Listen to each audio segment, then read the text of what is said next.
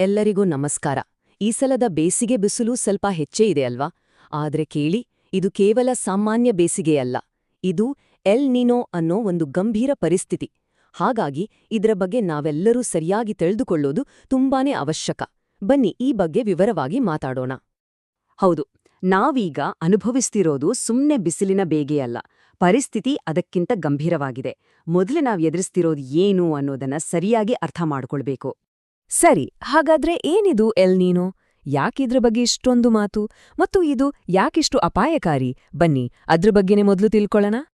ಅಂದ್ರೆ, ಸರಳವಾಗಿ ಹೇಳ್ಬೇಕು ಅಂದ್ರೆ, ಪೆಸಿಫಿಕ್ ಸಾಗರದಲ್ಲಿ ನೀರು ಸಾಮಾನ್ಯಕ್ಕಿಂತ ಹೆಚ್ಚು ಬಿಸಿಯಾಗುತ್ತೆ. ಇದರ ನೇರ ಪರಿಣಾಮ ನಮ್ಮ ವಾತಾವರಣದ ಮೇಲೆ ಆಗುತ್ತೆ. ಇದರಿಂದಾಗಿ ನಮ್ಮಲ್ಲಿ ಮಳೆಗಾಲ ತಡವಾಗಬಹುದು, ಮಳೆ ಕಡಿಮೆ ಆಗಬಹುದು ಮತ್ತು ಮುಖ್ಯವಾಗಿ ಬಿಸಿಲು ವಿಪರೀತ ಹೆಚ್ಚಾಗುತ್ತೆ.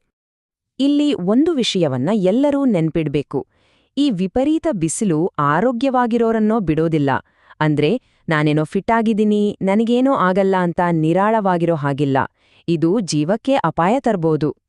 ಸರಿ, ಇಷ್ಟೆಲ್ಲ ಅಪಾಯ ಇದೆ. ಇದಕ್ಕೆ ಪರಿಹಾರ ಏನು? ನಮ್ಮನ್ನ ನಾವು ರಕ್ಷಿಸ್ಕೊಳ್ಳಕ್ಕೆ ಇರೋ ಮೊದಲನೇ ಮತ್ತು ಅತೀ ಮುಖ್ಯವಾದ ಅಸ್ತ್ರ ಅಂದ್ರೆ ಅದು ನೀರು. ಹೌದು, ನಮ್ಮ ಮೊದಲ ರಕ್ಷಣಾ ಕವಚವೇ ನೀರು. ಸಾಮಾನ್ಯವಾಗಿ ನಮಗೆ ಒಂದು ಪ್ರಶ್ನೆ ಬರುತ್ತೆ. ಬಾಯಾರಿಕೆ ಆದಾಗ ನೀರು ಕುಡಿದ್ರೆ ಸಾಲ್ವಾ? ಅಲ್ಲಿವರೆಗೂ ಯಾಕೆ ಕಾಯ್ಬಾರ್ದು? ಆದ್ರೆ ಇದರ ಉತ್ತರ ಅಷ್ಟು ಸುಲಭವಲ್ಲ. ಉತ್ತರ ತುಂಬಾನೇ ಸ್ಪಷ್ಟವಾಗಿದೆ. ಖಂಡಿತ ಇಲ್ಲ. ಯಾಕಂದ್ರೆ ನಿಮಗೆ ಬಾಯಾರಿಕೆ ಆಗ್ತಿದೆ ಅಂದೆ ಅದರರ್ಥ ನಿಮ್ಮ ದೇಹ ಆಗಲೇ ಅಪಾಯದ ಸೂಚನೆ ಕೊಡ್ತಿದೆ ಅಂತ. ಅಂದ್ರೆ ದೇಹದಲ್ಲಿ ನೀರಿನಂಶ ಕಡಿಮೆಯಾಗಿದೆ ಅಂತ. ಅಲ್ಲಿವರೆಗೂ ಕಾಯೋದು ತಪ್ಪು. ಹಾಗಾದ್ರೆ ಮಾಡ್ಬೇಕಾದೇನು? ತುಂಬಾ ಸಿಂಪಲ್. ಈ ಕೆಲವು ನಿಯಮಗಳನ್ನ ಪಾಲಿಸ್ಲೇಬೇಕು.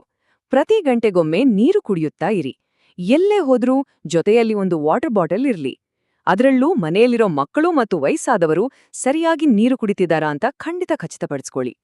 ನೀರು ಕುಡಿಯೋದು ಸರಿ, ಇದರ ಜೊತೆಗೆ ಬೇರೆ ಏನೆಲ್ಲ ಮುನ್ನೆಚ್ಚರಿಕೆಗಳನ್ನ ತಗೋಬಹುದು? ನಮ್ಮ ದೈನಂದಿನ ಜೀವನದಲ್ಲಿ ಕೆಲವು ಸಣ್ಣಪುಟ್ಟ ಬದಲಾವಣೆ ಮಾಡಿಕೊಂಡ್ರೂ ಸಾಕು. ಅದೇನು ಅಂತ ನೋಡೋಣ ಬನ್ನಿ. ಮೊದಲನೇದಾಗಿ ಈ ಸಮಯವನ್ನ ಚೆನ್ನಾಗಿ ನೆನ್ಪಿಟ್ಕೊಳ್ಳಿ. ಬೆಳಿಗ್ಗೆ 11 ಗಂಟೆಯಿಂದ ಮಧ್ಯಾಹ್ನ 3 ಗಂಟೆಯವರೆಗೆ. ಈ ಹೊತ್ತಲ್ಲಿ ಬಿಸಿಲು ತುಂಬಾನೇ ಅಪಾಯಕಾರಿ. ಸೂರ್ಯನ ಕಿರಣಗಳು ನೇರವಾಗಿ ತೀಕ್ಷ್ಣವಾಗಿರುತ್ತವೆ. ಹಾಗಾಗಿ ಈ ಸಮಯದಲ್ಲಿ ಆದಷ್ಟು ಮನೆಯಿಂದ ಹೊರಗಡೆ ಹೋಗಬೇಡಿ.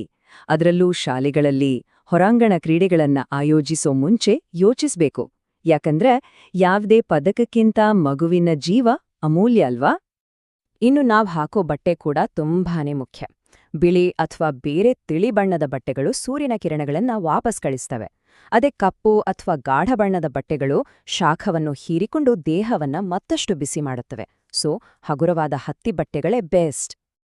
ಎಷ್ಟೇ ಜಾಗ್ರತೆ ವಹಿಸಿದರೂ ಕೆಲವೊಮ್ಮೆ ಅಪಾಯ ಸಂಭವಿಸಬಹುದು. ಅದಕ್ಕೆ ಹೀಟ್ ಸ್ಟ್ರೋಕ್ ಅಥವಾ ಬಿಸಿಲಿನ ಹೊಡೆತದ ಲಕ್ಷಣಗಳು ಏನು ಅಂತ ತಿಳ್ಕೊಂಡಿರೋದು ತುಂಬಾನೇ ಮುಖ್ಯ. ಆಗ ತಕ್ಷಣ ಏನ್ ಮಾಡ್ಬೇಕು ಅಂತನೂ ಗೊತ್ತಾಗುತ್ತೆ. ಈ ಲಕ್ಷಣಗಳನ್ನ ಗಮನದಲ್ಲಿಟ್ಕೊಳ್ಳಿ. ವಿಪರೀತ ತಲೆನೋವು, ತಲೆಸುತ್ತು ಬಂದು ಬೀಳೋದು, ವಾಂತಿ ಮತ್ತು ಎಲ್ಲಕ್ಕಿಂತ ಮುಖ್ಯವಾಗಿ ದೇಹ ಬಿಸಿಯಾಗಿದ್ರೂ ಬೆವರು ಬರ್ದೆ ಚರ್ಮ ಒಣಗಿರುವುದು. ಇದು ಡೇಂಜರ್ ಸೈನ್ ಅಂತಾನೆ ಹೇಳ್ಬೋದು. ಒಂದು ವೇಳೆ ಯಾರಿಗಾದ್ರೂ ಹೀಗಾದ್ರೆ ತಕ್ಷಣ ಈ 3 ಕೆಲ್ಸ ಮಾಡಿ. ಮೊದಲನೇದಾಗಿ, ಅವರನ್ನ ತಕ್ಷಣ ನೆರಳಿರೋ ಜಾಗಕ್ಕೆ ಕರ್ಕೊಂಡೋಗಿ. ಎರಡನೇದಾಗಿ, ಒದ್ದೆ ಬಟ್ಟೆಯಿಂದ ಅವರ ದೇಹವನ್ನ ಒರೆಸಿ ತಂಪು ಮಾಡಿ. ಮೂರನೇದಾಗಿ, ಸ್ವಲ್ಪವೂ ತಡಮಾಡ್ದೆ ಆಸ್ಪತ್ರೆಗೆ ಸೇರ್ಸಿ. ಸಮಯ ಇಲ್ಲಿ ತುಂಬಾನೇ ಮುಖ್ಯ. ನಮ್ಮ ರಕ್ಷಣೆ ಮಾತ್ರವಲ್ಲ, ನಮ್ಮ ಸುತ್ತಮುತ್ತ ಇರೋರ್ ಬಗ್ಗೆ, ಅದರಲ್ಲೂ ಮಾತಾಡೋಕ್ ಆಗದ ಪ್ರಾಣಿಗಳ ಬಗ್ಗೆ ಕಾಳಜಿ ವಹಿಸೋದು ನಮ್ಮೆಲ್ಲರ ಜವಾಬ್ದಾರಿ. ಈ ಬಿಸಿಲಲ್ಲಿ ಪ್ರಾಣಿಗಳು ಪಡೋ ಕಷ್ಟ ಅಷ್ಟಿಷ್ಟಲ್ಲ. ನಮ್ಮ ಮನೆ ಮುಂದೆ ಒಂದು ಬಟ್ಲಲ್ಲಿ ನೀರಿಟ್ರೆ ಅದ್ರಿಂದ ಅವುಗಳ ಜೀವ ಉಳಿಬಹುದು. ಸಾಕು ಪ್ರಾಣಿಗಳಿದ್ರೆ ಅವುಗಳಿಗೆ ನೆರಳಿನ ವ್ಯವಸ್ಥೆ ಮಾಡಿ. ಎಲ್ಲೋ ಒಂದು ಪ್ರಾಣಿ ಕಷ್ಟದಲ್ಲಿದ್ರೆ ಸಹಾಯ ಮಾಡಿ. ಇದೊಂದು ಮಾನವೀಯತೆ. ಈ ಎಲ್ಲಾ ಮಾಹಿತಿ ತಿಳ್ಕೊಂಡ್ವಿ. ಆದ್ರೆ ಇಲ್ಲಿಗ್ ನಮ್ ಕೆಲ್ಸ ಮುಗಿಯಲ್ಲ. ಈ ಮಾತನ್ನು ಗಮನಿಸಿ.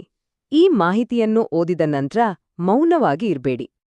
ಹೌದು, ಈ ಮಾಹಿತಿ ನಿಮಗೆ ಮಾತ್ರ ಸೀಮಿತವಾಗಬಾರ್ದು. ಇದನ್ನ ನಿಮ್ಮ ಸ್ನೇಹಿತರು, ಕುಟುಂಬದವರು, ನಿಮಗೆ ಗೊತ್ತಿರೋ ಪ್ರತಿಯೊಬ್ಬರ ಜೊತೆಗೂ ಹಂಚ್ಕೊಳ್ಳಿ. ಯಾಕಂದ್ರೆ ನೀವ್ ಕಳಿಸೋ ಒಂದು ಮೆಸೇಜ್ ಒಂದು ಜೀವವನ್ನೇ ಉಳಿಸ್ಬೋದು. ಎಲ್ಲರೂ ಜಾಗರೂಕರಾಗಿರೋಣ, ಸುರಕ್ಷಿತವಾಗಿರೋಣ.